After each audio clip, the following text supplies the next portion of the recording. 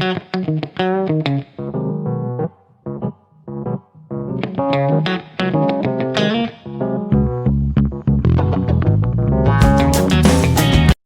back to our channel. Join us to discover the drama unfolding on Friday as Matt and Patty's reunion creates a sensation. We're incredibly excited to bring you the most thrilling, breathtaking, and captivating updates from the dramatic world of Genoa.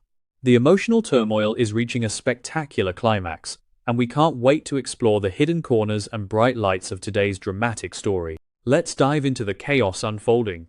The golden, radiant sun of Tahiti beats down relentlessly on the pristine white sand beaches, offering a breathtaking but ultimately deceptive illusion of absolute peace for Jack Abbott and Diane Jenkins Abbott. The gentle, rhythmic crashing of the azure waves against the tropical shore stands in stark, almost jarring contrast to the violent psychological tempest they have just endured back in the treacherous landscape of Genoa City.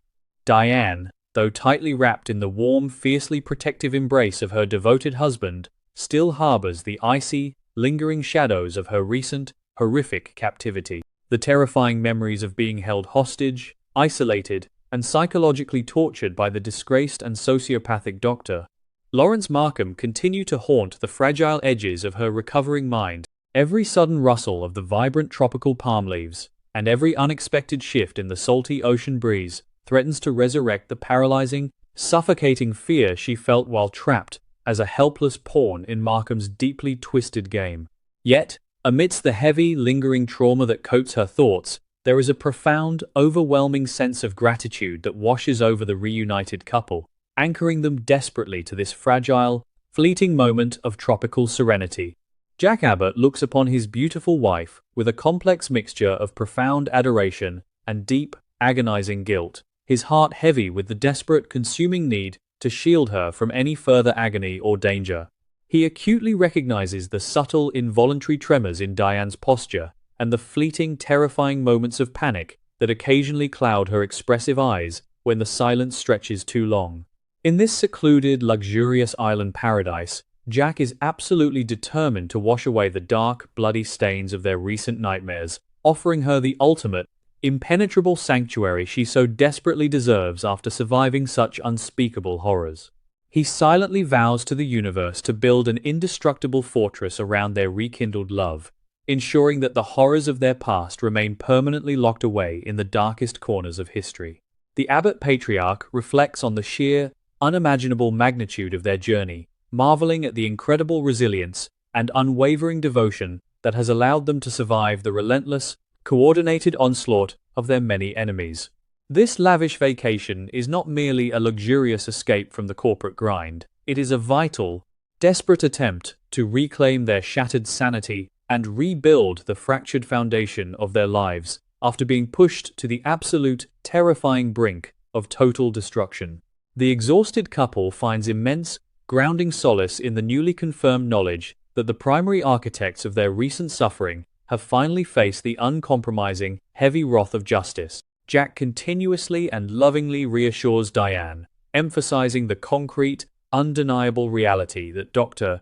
Lawrence Markham has been officially arrested by the relentless Genoa City Police Department, ensuring his reign of manipulative terror has been permanently extinguished.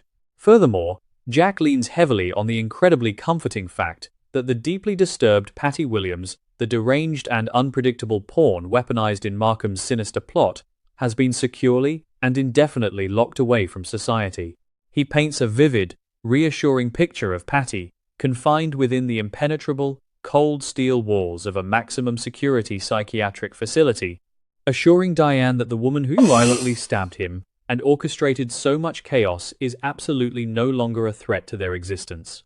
Jack's voice, steady, deep, and filled with unwavering conviction, promises Diane that the nightmare is entirely over and that Patty will never, under any conceivable circumstances, be able to inflict harm upon their family again. However, this profound, comforting sense of security is built upon a dangerously fragile foundation of hubris and a catastrophic underestimation of their enemies. Jack Abbott, in his desperate, blinding yearning for peace and normalcy, has committed a fatal, monumental error by underestimating the sheer, unyielding tenacity and chaotic brilliance of Patty Williams. He views her simply as a neutralized threat, a broken, pathetic woman contained by heavy steel doors, armed guards, and heavy medication, completely failing to recognize the terrifying, bottomless depth of her lifelong obsession. Patty's severe mental illness is not merely a vulnerability or a weakness. It is a chaotic, unpredictable, and highly volatile engine that drives her to achieve the impossible when fueled by her twisted, romanticized fixation on Jack.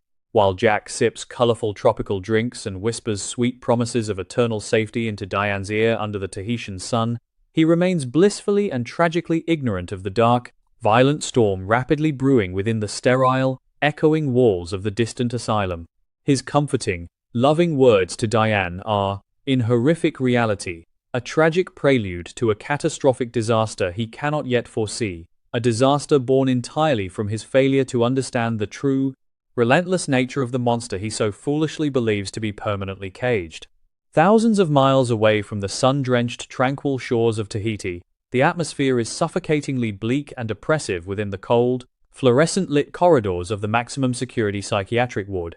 Here, the stagnant air is thick with the sharp scent of clinical antiseptic and the muted, tragic echoes of shattered minds crying out in the darkness. Into this grim, heavily guarded purgatory arrives Matt Clark, a man whose dark, extensive criminal history in Genoa City is as sophisticated as it is utterly brutal. Matt's shocking incarceration is the direct, uncompromising result of his foolish, arrogant decision to break a clandestine, high-stakes agreement with the ruthless and unforgiving Victor Newman. Matt should have known that crossing the legendary Newman patriarch would inevitably invite a swift, merciless, and devastating retaliation, yet his blinding arrogance and belief in his own superiority blinded him to the inevitable, crushing consequences. Arrested silently off-screen and systematically stripped of his freedom, his dignity, and his leverage, Matt now finds himself trapped in a sterile, living nightmare, his grand, manipulative ambitions abruptly and violently halted by Victor's overarching, inescapable power. The harsh, undeniable reality of his clinical confinement begins to gnaw aggressively at the fragile edges of Matt's sanity, triggering a dangerous, rapid psychological regression into his most primal state. Stripped of his leverage, his tailored suits, and forced into a humiliating, deeply degrading state of absolute powerlessness, the sophisticated, charming facade Matt has carefully and meticulously maintained begins to crumble, revealing the cold, calculating, and lethal predator lurking just beneath the surface. He seethes with a venomous, all-consuming fury directed entirely and obsessively at Victor Newman, his sharp mind racing constantly with violent, elaborate fantasies of retribution against the man who effortlessly orchestrated his sudden downfall. The sterile, padded walls of the psychiatric facility do not serve to rehabilitate or calm Matt. Rather, they act as a psychological pressure cooker, intensifying his darkest, most sociopathic instincts and refining his capacity for cruelty. Every agonizing moment spent in this clinical cage fuels his deep resentment, transforming his initial shock and panic into a cold, hardened, and terrifying resolve to reclaim his freedom and unleash a wave of unprecedented devastation upon those who dared to cross him. In a neighboring, equally desolate sector of this very same fortress of despair resides Patty Williams, a woman entirely and tragically consumed by her own terrifying, distorted reality. Patty's mind is a complex, inescapable labyrinth of fractured, painful memories and dangerous, grandiose delusions, all centering relentlessly around her unhinged, eternal, and violent obsession with Jack Abbott. The heavy, imposing security measures, the locked doors, and the strict chemical regimen of the facility are mere temporary inconveniences to a woman whose entire existence is defined by a singular, manic, and unstoppable purpose. Patty does not view herself as a sick patient requiring psychiatric treatment. She sees herself as a tragically separated, star-crossed lover, unjustly and cruelly kept from the man she is divinely destined to be with by a world that simply does not understand their bond. Her monotonous days are spent pacing the small confines of her secured cell, her mind constantly spinning intricate, wildly impossible scenarios of romantic reunion and bloody revenge. Her cunning, underestimated intellect, sharpened by the sheer, unadulterated force of her madness.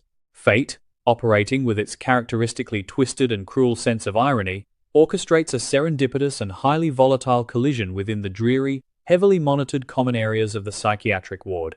As Matt Clark navigates the oppressive, depressing environment, his cold, calculating eyes lock onto a familiar, restless figure, instantly recognizing the unmistakable, erratic, and dangerous energy of Patty Williams. This unexpected, shocking reunion between two of Genoa City's most dangerous, marginalized, and deeply damaged figures sends a palpable shockwave of dark, destructive potential through the sterile, quiet room. They are two formidable apex predators, both unceremoniously caged, both burning with a profound, consuming hatred for the prominent, wealthy families who effortlessly put them there and threw away the key. The initial jarring shock of seeing one another in such a degrading environment quickly dissolves into a chilling, unspoken understanding, a mutual, dark recognition of their shared misery, their shared victimhood, and their shared capacity for extreme, remorseless violence. Drawn together by the magnetic, undeniable pull of their mutual despair and simmering rage, Matt and Patty begin to quietly commiserate over their bleak, seemingly hopeless circumstances.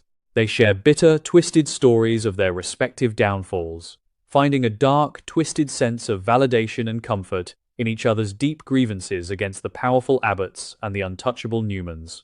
Matt channels his intense, calculated fury toward Victor Newman's ruthless, puppet master manipulation, detailing the specific, agonizing betrayal that led directly to his current, humiliating imprisonment, while Patty unloads her chaotic, venomous, and deeply personal frustrations regarding Jack Abbott and the woman she violently perceives as an imposter, Diane Jenkins. In this clinical, heavily medicated purgatory, they become a captive, enraptured audience for each other's madness, their shared, whispered conversations acting as a dark, potent catalyst that validates and amplifies their most dangerous, destructive impulses. The grievances they air are not merely idle complaints. They are the foundational, structural blueprints for a shared, apocalyptic vendetta that will soon shake the very core of their enemies' lives. As their secretive conversations deepen in the shadows of the ward, the dynamic between Matt and Patty shifts dramatically from mere, pathetic commiseration to a highly strategic, symbiotic, and lethal alliance.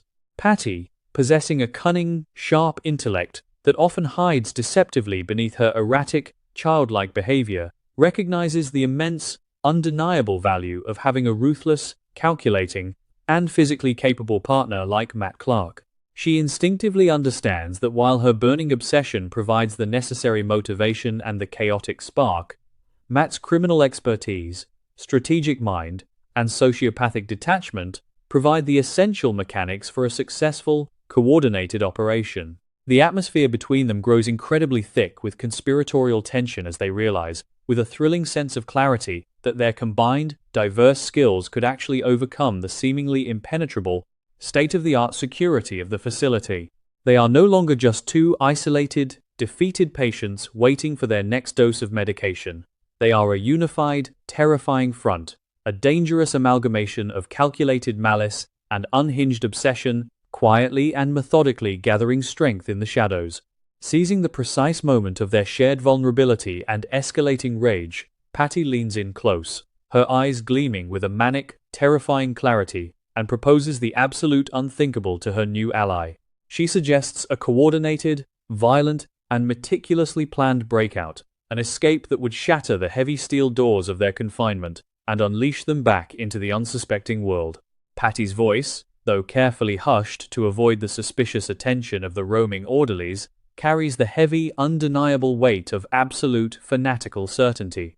She outlines the preliminary, brilliant stages of her chaotic plan, weaving her unpredictable brilliance with Matt's pragmatic, cold understanding of security protocols and guard rotations. She offers him not just a fleeting chance at physical freedom, but a guaranteed, concrete pathway to the bloody revenge he so desperately craves against Victor Newman, knowing perfectly well that the promise of violent retribution is the ultimate, irresistible bait for a man like Matt. Matt Clark, listening intently to Patty's unhinged yet undeniably brilliant proposition, feels a dark, thrilling surge of adrenaline course through his veins, awakening his dormant, predatory instincts. He clearly recognizes the inherent, massive risks of allying with a volatile wildcard like Patty, but the intoxicating, overwhelming prospect of escaping this sterile, humiliating hell and bringing the mighty Victor Newman to his knees overrides any logical hesitation or fear. He silently, resolutely agrees to the dark pact, his sharp mind already working seamlessly alongside Patty's to identify the fatal weaknesses in the facility's supposedly flawless armor.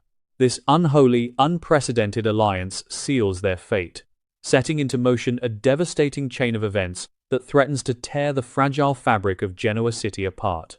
The armed guards walking the quiet halls remain completely, tragically oblivious to the terrifying fact that the two most dangerous individuals in their care have just weaponized their shared captivity, transforming their mutual despair into a focused, highly lethal objective. The narrative dramatically and chillingly splits between the sun-kissed, idyllic tranquility of Tahiti and the cold, conspiratorial darkness of the asylum, creating a suffocating, unbearable sense of impending doom for the audience. While Jack and Diane joyfully toast to their survival and their supposedly secure, bright future, they are entirely, blissfully unaware that the very nightmare they believe they have permanently escaped is currently mutating, evolving, and growing exponentially stronger. Jack's confident, loving promises to Diane echo with a tragic, heartbreaking irony, as the audience knows that the reinforced walls holding Patty Williams are merely temporary, minor obstacles in her relentless, bloody pursuit of the man she loves. The warm tropical breeze that brings such profound comfort to Diane is destined to be violently replaced by the icy, terrifying chill of Patty's imminent return, as the unholy alliance between Matt and Patty prepares to unleash a storm of unprecedented violence upon the unsuspecting, vulnerable lovers. The tension reaches an excruciating fever pitch as the meticulous, secretive preparations for the escape begin to take concrete shape within the shadows of the psychiatric ward. Matt and Patty move with a synchronized, predatory grace, communicating seamlessly through subtle glances, coded whispers, and hidden gestures, carefully and expertly avoiding the watchful eyes of the medical staff and the panning security cameras. Every stolen moment in the common room, every hoarded piece of contraband, brings them one dangerous step closer to their explosive, violent liberation. The sheer audacity of their plan is matched only by their absolute, terrifying, and unwavering commitment to its execution, regardless of the blood that must be spilled. The audience is left gripping the edge of their seats, helplessly watching a slow-motion, catastrophic collision course between the blissful, romantic ignorance of the Abbotts in Tahiti and the calculated, homicidal determination of the brilliant escapees. As the golden sun sets beautifully over the Tahitian horizon, casting long, romantic shadows across the pristine beach, Jack pulls Diane close, whispering a final, comforting assurance into the warm, fragrant evening air. But thousands of miles away, under the harsh, flickering fluorescent lights of the asylum, a heavy, electronic security door silently clicks open, signaling the beginning of the end. Matt Clark steps out of the shadows, his face a chilling mask of cold, uncompromising vengeance, turning to offer his hand to a woman whose eyes burn with an apocalyptic, obsessive fire. Patty Williams steps into the dimly lit corridor, a chilling, triumphant, and utterly terrifying smile twisting her features as she vividly envisions the terror she is about to inflict upon the woman who stole her life. The ultimate, unstoppable nightmare has just been unleashed, and the idyllic, romantic paradise of the Abbotts is about to be entirely consumed by a violent darkness they never saw coming.